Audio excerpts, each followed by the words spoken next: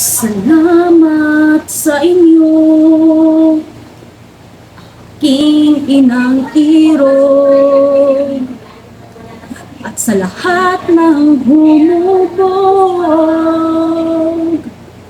ng buhay kong lugod.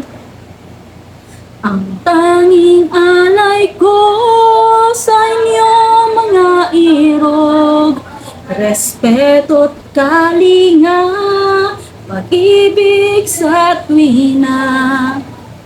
Walang ibang hiling sa Diyos o sambitin. Kalusugan ninyo, naway laging mabuti. Payapang damdamin, lagi ay taglayin. Ay, kanta na ba yung B? Sorry mga biha, dapat talaga kanta yon. Kaso ang nangyari, naging isang tula. But nevertheless, it's the thought that counts. Wala talagang tutumba sa mga sakripisyo at saka pagmamahal na binibigay ng isang ina.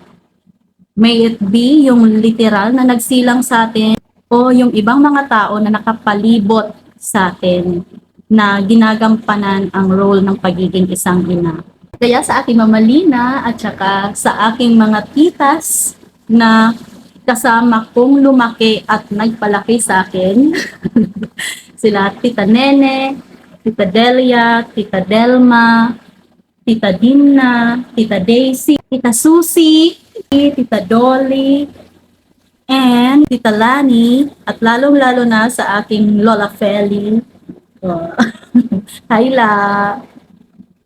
At sa iba pang mga tao na tumayong nanay ko, naggabay sa akin, and mga humubog to make me the better person that I am today.